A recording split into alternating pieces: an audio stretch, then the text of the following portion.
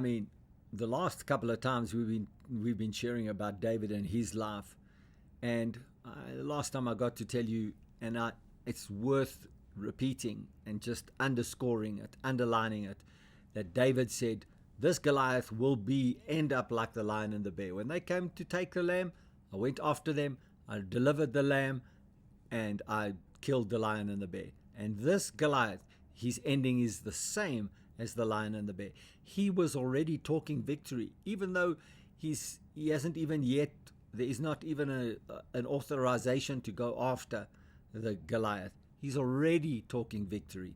He's already speaking how the outcome according to God is going to be. He trusts in God that much. And so when he talks about his covenant, that this youth has killed a lion and a bear to deliver a lamb, there's something that happens to Saul, and Saul says, well, hey, there's no one else that's come forward to fight Philistine, Goliath. No one else has come with this level of confidence. No one else has come with this kind of testimony. I've killed a lion, I've killed a bear to deliver a lamb, and there's no one else that's come with this level of boldness that will go and take on this Goliath for Israel.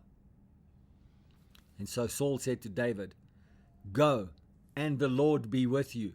Now Saul is beginning to get into the spirit of what David is bringing, and the Lord be with you. Well, David would not have come and spoke to Saul if he didn't know the Lord was with him.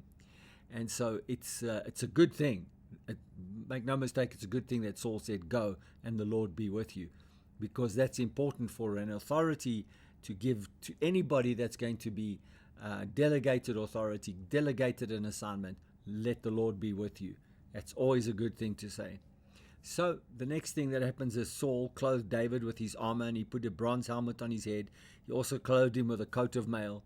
David fastened his sword to his armor and tried to walk, for he had not tested them. And David said to Saul, I cannot walk with these, for I have not tested them. So David took them off. Well, I mean, this is a marvelous story that they've now progressed to the next stage of what David saw happening when he said to the people, his brothers and the people around his brothers, who is this uncircumcised Philistine that would dare to come against the armies of the living God, the covenant people of Israel? Who is this uncircumcised Philistine? I want you to notice that everything that has happened with David till now is a series of progressions. And even though the armor didn't fit him, he had to work with the people around him. So even though the people around him that were with his brothers belittled him and they had words to say about him, the progression of getting him to the king and getting him in front of Goliath, there is always a progression. Just recently, I've also been talking in a more public forum about the spirit of adjustment. You've got to have a ability to make adjustments in your heart. Because if you don't make adjustments, you can never transition. And if you don't transition, you cannot bring about change. And so in David's life, he's making adjustments as he's going along all the time. He's staying under authority, staying under the command of his dad, staying in his rightful, lawful position, but he's making adjustments. And he's transitioning from one place to another, from one thing. So in this case, I would like to call this a progression. Your transition should bring about progression. If your transition brings about regression, then you don't have the right dream.